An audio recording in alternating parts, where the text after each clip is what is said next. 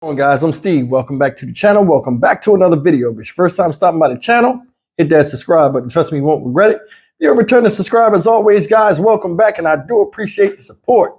Guys, check it out. I'm going to talk about a story out of Flint, Michigan. Shout out, you know what I'm saying? And it involves this woman right here. Boom. This is Candace Marie Patton, 36 years old. This woman right now is locked up with first-degree murder charges. Why, you may ask?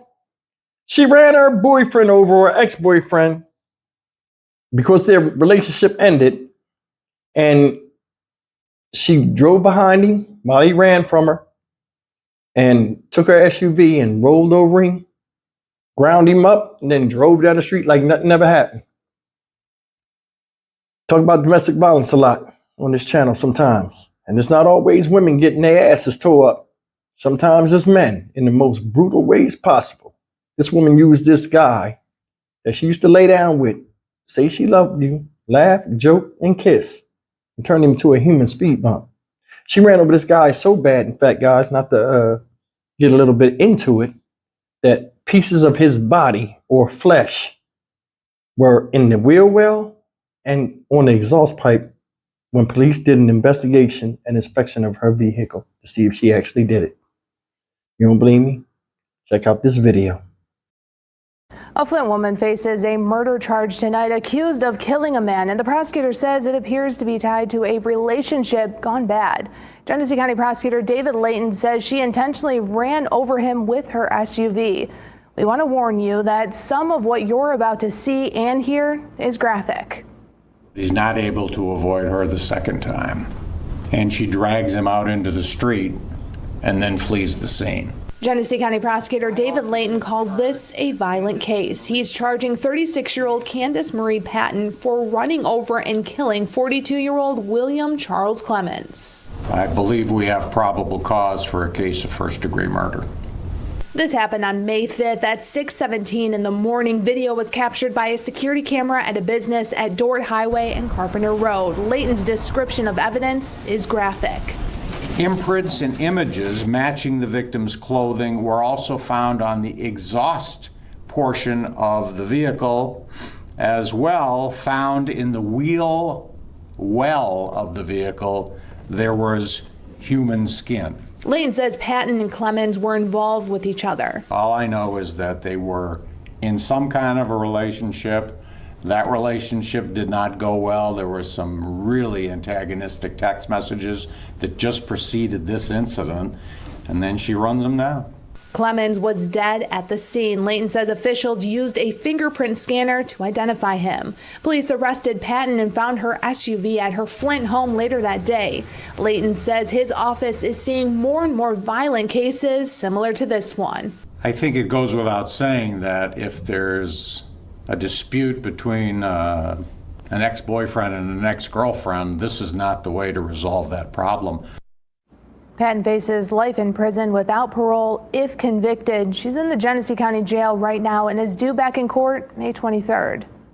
That's the story of Candace Marie Patton. You can say what you want. Juggernaut real, juggernaut dangerous.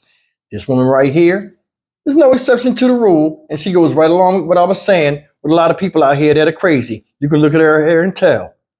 Species name. Juggernaut is treasure trollers. The worst kind.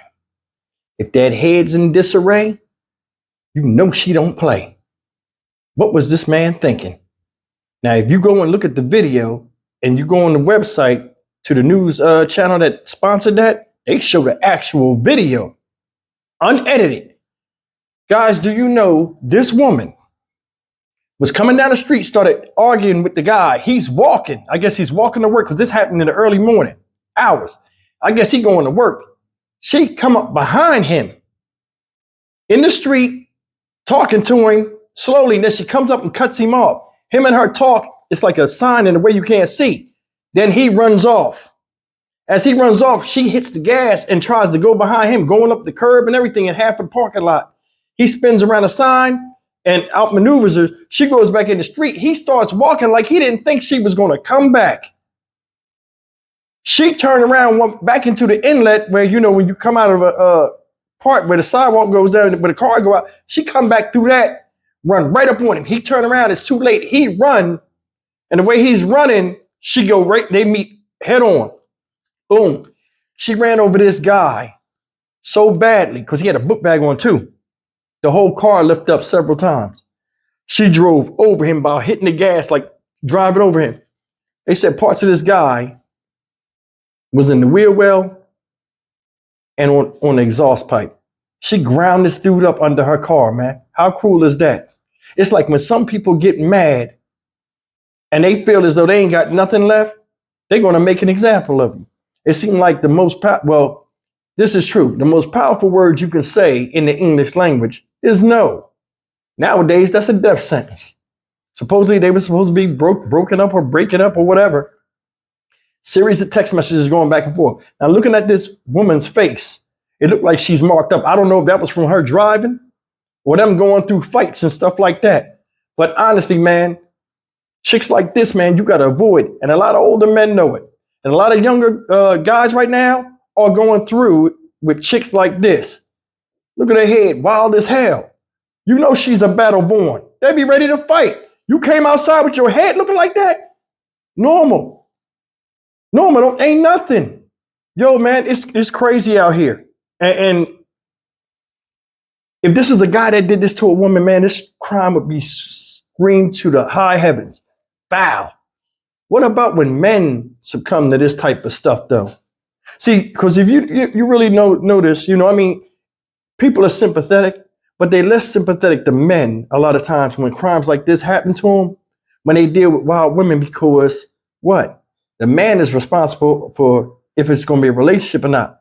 But what about if you make mistakes? And we all make mistakes. You know what I'm saying? We dealt with people that, you know, came off one way and was really another way. That's what you go through the ebbs and flow of learning about relationships. Everybody dates somebody they wish they had.